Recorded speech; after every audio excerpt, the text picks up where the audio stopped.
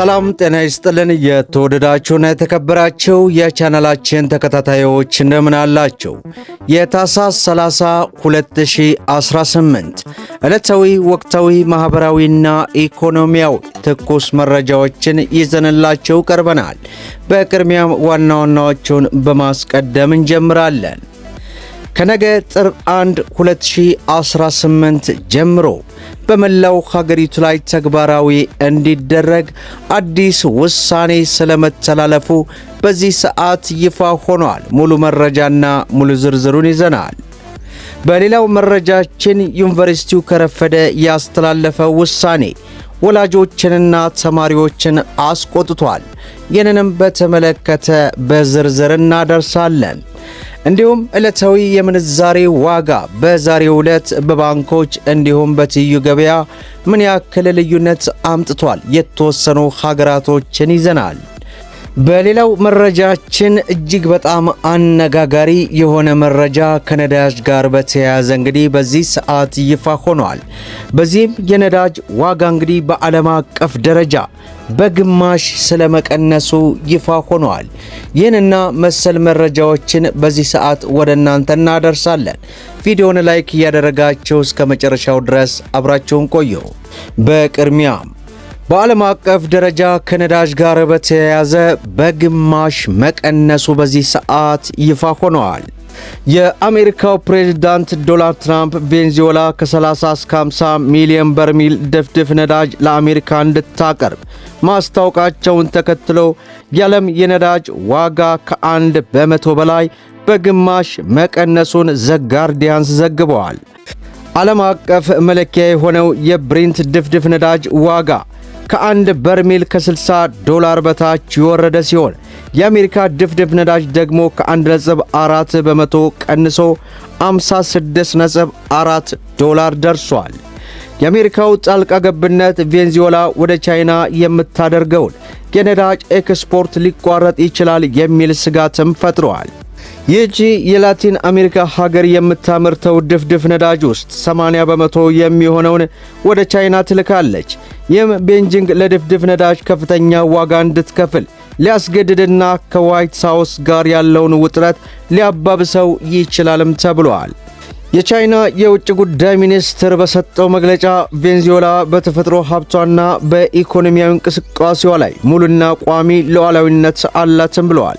አክሎም አሜሪካ ነዳጅ ለሷ እንድትሰጥ ያቀረበችው ጥያቄ ዓለም አቀፍ ሕግን የሚጥስ የቬንዙዌላን ሉዓላዊነት የሚገፋና የቬንዙዌላን ሕዝብ መብት የሚጎዳ ነው ሲሉም ገልጸዋል። ቀደም ብሎ ትራምፕ ትሩዝ ሶሻል በተሰኘ የማህበራዊ ትስስር ገጻቸው ባሰፈሩት ጽሑፍ እንደ አሜሪካ ፕሬዝዳንትነቴ ይህ ገንዘብ ለቬንዙዌላና ለአሜሪካ ሕዝቦች ጥቅም እንዲውል እቆጣጠራለሁ። ይህ ነዳጅ በመርከብ ተጭኖ በቀጥታ በአሜሪካ ወደሚገኘው የመጫኛ ወደቦች ይመጣል ብለውም እንደነበር ይታወሳል። በሌላው መረጃችን ዩኒቨርሲቲው ከረፈደ ያስተላለፈው ውሳኔ ወላጆችና ተማሪዎችን አስቆጥቷል። ዩኒቨርሲቲው ከዚህ ቀደም ለታህሳስ 23 ቀን 2018 ጥሪ አድርጎ እንደነበር በኋላም በተለያዩ ምክንያቶች በሚል ምክንያት ግልጽ ባልተደረገ ነገር ወደ ጥር 1 2018 ማራዘሙ ይታወሳል። መግቢያው ጥር 1 መራዘሙን ተከትሎ ተማሪዎችና ልጆቻቸውን የሚሸኙ ወላጆች ራቅ ካሉ የሀገሪቱ አካባቢዎች ሳይቀር በዚህ በበዓል ወቅት ተነስተው ጉዞ ከጀመሩ በኋላ ተቋሙ መግቢያውን ድጋሚ ተራዝሟል ማለቱን ቲክቫህ ኢትዮጵያ ሰምቻለሁ ብለዋል።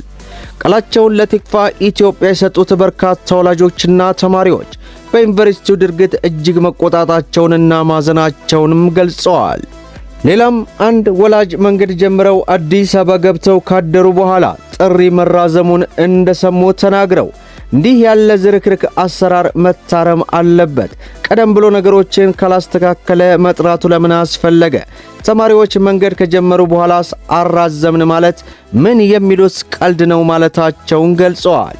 ሌሎች በርካታ ተማሪዎች ከሰሜን፣ ከደቡብ፣ ከምስራቅ፣ ከምዕራብ የተለያዩ አካባቢዎች ተነስተው መንገድ ጀምረው በርካቶቹ በነገታው ጉዟቸውን ለመቀጠል የተለያዩ ከተሞች አድረው ባሉበት ጥሪ መራዘሙን እንደሰሙ ለቲክቫህ ኢትዮጵያ ተናግረዋል። ቤተሰብ በሌለው አቅሙ የትራንስፖርት ከፍሎ በበዓል ከቤት ከወጣን በኋላና በየከተማው አድረን ጉዞ ልንጀምር ስንል ተራዘመ መባሉ እጅግ በጣም አሳዛኝ ነውም ብለዋል። አሁን የት እንሂድ? ድጋሚ ከፍለን ወደ ኋላ እንመለስ? ለዚህ እንግልትና መጉላላት ዩኒቨርሲቲው ተጠያቂ ነው ሲሉም ገልጸዋል።